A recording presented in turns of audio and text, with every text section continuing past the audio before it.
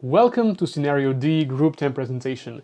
Today we will showcase our design for a rural school in a developing area of Mexico, San Antonio del Norte, where severe water quality and scarcity issues exist.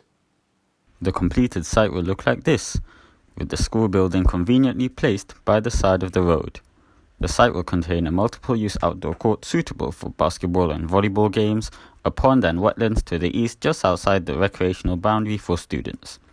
The building will contain 3 classrooms, a staff room and toilets, all connected by a 1.9 meter wide corridor. Mexico recycles around 3% of its municipal waste. Therefore, the cost of recycled materials is quite high. The selection criteria for the materials of our structure was based on their availability, as well as the fact that we want to create the best ratio possible between the cost and the usage of sustainable materials. For our school, we decided to make the exterior walls from clay bricks with wood fiber as an insulation. The interior walls are entirely built from clay bricks and the flooring is made of recycled wood, or more specifically, reclaimed lumber. This will allow a very low price for a good and sustainable flooring material. As for the roof, we chose to build this structure from timber and put metal sheets on top. These sheets will be able to provide minimal losses to the rainwater we want to collect. Here is our design of the rainwater harvesting system. Our roof, made of galvanized steel, has an area of 500 meters square for collecting rainwater. First, the water goes through the leaf guards. Compared to the traditional leaf guards, ours are roof mounted to avoid the water running over the gutters when they are clogged by leaves. Galvanized steel gutters and pipes will be used to transport the water from the roof. They will be protected by zinc coating, which makes them more corrosive resistant.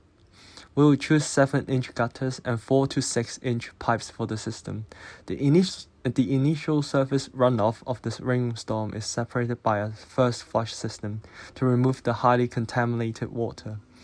As the water fills the first flush tank and the water level rises, the float will eventually seal the tank off and the water will go to the cisterns.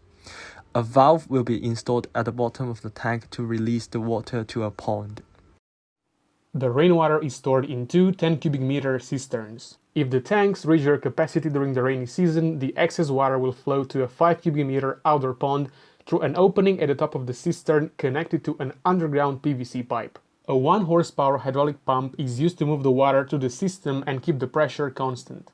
Before reaching its end use, the water goes through a 5-micron cartridge filter for small particles and a granular activated carbon filter to remove taste or odors. An additional ceramic filter is attached to the water fountains. By analyzing the monthly rainfall data, we were able to deduct that roughly 161 cubic meters of water can potentially be harvested with our system.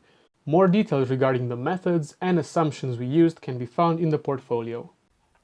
Using the advantages and disadvantages of both the dry system and the low water flush system, we decided to create our own wastewater treatment and sanitation system. Our design included a toilet, which was a compromise of both a dry toilet and a low water flush toilet, whereby we have designed a toilet which uses fresh water from the sink to rinse the basin of the toilet. The ventilation aspect of the dry toilet is also used as part of our design to improve airflow, so there is less of a bad odor in the toilet itself. We have also opted for the use of a septic tank because the system has water in it. The septic tank also requires less maintenance compared to the tubular biogas system. Finally, we have also used wetlands to treat the outlets of the septic tank because it would improve the biodiversity of the local area. The final system design comprised of 2 waste treatment systems. It is a combination of a preliminary waste water treatment using a septic tank, followed by a horizontal flow wetland. The school itself will use an aqua privy, which is a septic tank in which the inlet is comprised of pipes connected from all the toilets and wastewater in the system. This design will be a large initial investment, but will have the advantage of being a long-term solution that will be sanitary, as it does not require direct access to the pit for maintenance. Following from the septic tank effluent enters the influent into the horizontal flow wetland. An advantage of a wetland is that it allows plantation of crops that simultaneously filter the wastewater and increase the biodiversity of the area, which is useful in San Miguel, an arid area.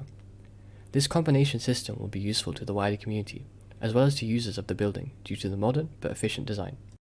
We started by calculating the demand for water in the school. The uses for fresh water in the school are drinking water, toilet water and hand washing. We made some assumptions to make our calculations simpler. We assumed that each student would use the toilet once, would wash their hands twice, and drink 2 litres of water a day. Each flush would contain 1 litre of water. Each hand wash would use 1.5 litres of water. The sinks would be button operated and would last for 20 seconds so as to not waste water. By combining this with the number of school days in a month, the monthly demand for water can be calculated. To finalize, this chart summarizes the hydraulic flows in the system previously presented by my colleagues. The first stage is the water collection, where 75% of the annual precipitation was considered, 424 mm. This is collected by the roof, yielding a potential water capture of up to 161 cubic meters per year. Next, the water will flow through the first flush capture system, which retains around 8.5 cubic meters of water per year. The water with impurities stored in the first flush system tank will be diverted to a pond of 5 cubic meters for temporary outdoor storage, which can be used for irrigation of green areas. The remaining rainwater will be stored into the cisterns with a capacity of 20 cubic meters. Then comes to the consumption stage of the system. The water collected will be used for drinking, washing hands, rinsing toilets, and also some miscellaneous activities, such as use in lab and cleaning.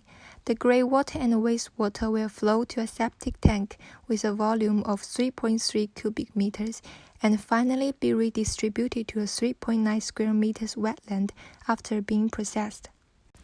This table shows the water budget in the first 2 years, considering that our system starts operating in July. It includes the monthly water demand, the cistern rainwater balance, and the total water harvest capacity, which suggests that the water collected in the system is sufficient enough to satisfy water demand throughout the year.